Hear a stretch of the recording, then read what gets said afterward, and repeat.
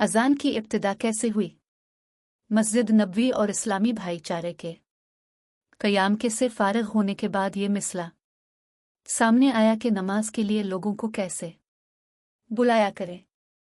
अपने अपने सहाबा किराम से मशवरा किया। इस सिलसिले में एक मशवरा किया गया कि नमाज का वक्त होने पर एक झंडा लहराया जाए। लोग इसको देखेंगे तो समझ जाएंगे कि नमाज का वक्त हो गया है और एक दूसरे को बता दिया करेंगे। लेकिन हुजूर ने इस तजवीज़ को पसंद ना फरमाया। फिर किसी ने कहा बगल बजा दिया करें। नबी करीम ने इसको भी नापसंद फरमाया क्योंकि ये तरीक़ा यहूदियों का था। अब किसी ने कहा कि नाकूस बजाकर ऐलान कर दिया करें। आप ने इसको भी नापसंद फरमाया इसलिए कि ये ईसाइयों का तरीक़ा था। कुछ लोगों ने मशवरा दिया कि आग जला दी जाया करे। आप ने इसको भी नापसंद फरमाया कि यह तरीक़ा मजूसियों का था। एक मशवरा ये भी दिया गया कि एक शख्स मुकर्रर कर दिया जाए कि वो नमाज के वक्त पर गश्त लगा लिया करे। चुनांचे इस राय को कबूल कर लिया गया। चुनांचे हज़रत बिलाल को ऐलान करने वाला मुकर्रर कर दिया गया। उन्हीं दिनों हज़रत अब्दुल्ला बिन ज़ैद ने एक ख्वाब देखा। उन्होंने एक शख्स को देखा, उसके जिस्म पर 2 सब्ज़ कपड़े थे और उसके हाथ में एक नाकूस बगल था। हज़रत अब्दुल्ला बिन ज़ैद फरमाते हैं कि मैंने इससे पूछा, क्या तुम ये नाकूस फ़रोख्त करते हो? इसने पूछा, तुम इस का क्या करोगे? मैंने कहा, हम इसको बजा कर नमाजियों को जमा करें। इस पर वो बोला, क्या मैं तुम्हें इसके लिए इससे बेहतर तरीक़ा ना बता दूं? इस पर हज़रत अब्दुल्ला ने कहा, ज़रूर बताइए। अब इसने कहा, तुम ये अल्फाज पुकार कर लोगों को जमा किया करो। और उसने अज़म के अल्फाज दोहरा दिए, यानी पूरी अज़म पढ़कर उन्हें सुना दी। फिर तकबीर कहने का तरीक़ा भी बता दिया। सुबह हुई तो हज़रत अब्दुल्ला बिन ज़ैद नबी करीम की खिदमत में हाजिर हुए और अपना ये ख्वाब सुनाया। ख्वाब सुनकर अपने इरशाद फरमाया, ए बेशक ये सच्चा ख्वाब है। उनशा अल्लाह तुम जाकर ये कलिमात बिलाल को सिखा दो का कि वो उनके ज़रिए अज़ान दे। इनकी आवाज़ तुमसे बुलंद है और ज़्यादा दिलकश भी है। हज़रत अब्दुल्ला हज़रत बिलाल के पास आए। उन्होंने कलिमात सीखने पर सुबह की अज़ान दी। इस तरह सबसे पहले अज़ान फ़जर की नमाज के लिए दी गई।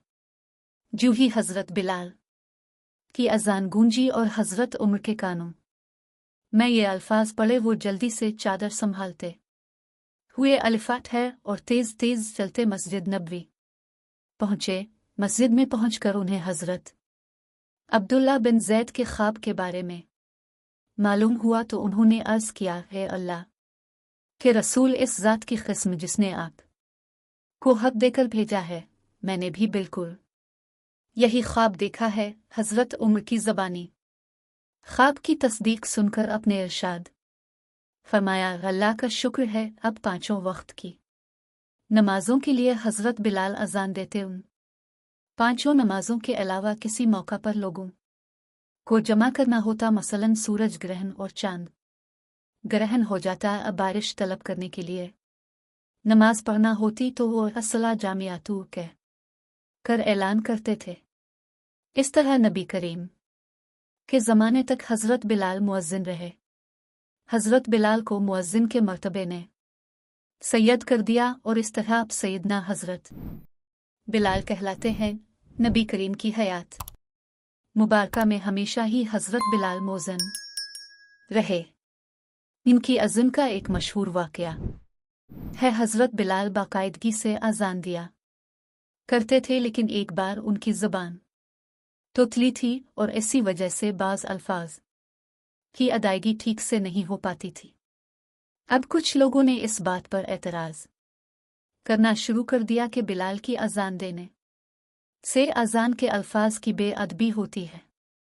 चुनांचे ये बात हज़रत बिलाल के दिल को बहुत गहरी लगी और वो सुबह फजर की अजान देने न आए और अजान किसी और मुअज्जिन ने दी, लेकिन बहुत देर हो गई और सूरज तुलू न हुआ। अब लोग खुद घबराए और नबी करीम की खिदमत में हाजिर हुए और अर्ज किया, रसूल अल्लाह, आज सूरज तुलू नहीं हो रहा, क्या मामला है?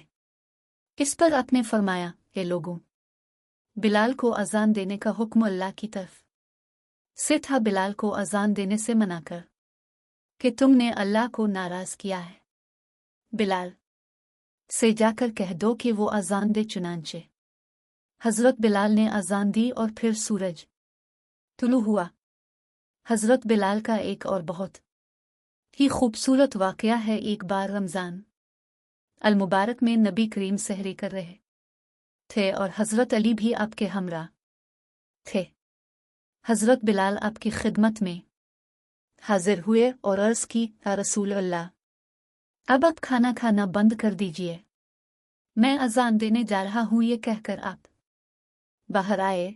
हजरत बिलाल एक अंसारी खातून की छत पर अजान दिया करते थे। अब जैसे ही ऊपर जाने लगे, ख्याल आया कि एक बार देख तो आओ कि कहीं अब खाना तो नहीं खा रहे। अब नबी करीम के हुजरे में दाखिल हुए तो देखा कि नबी करीम अभी तक सहरी जारी रखे हुए हैं।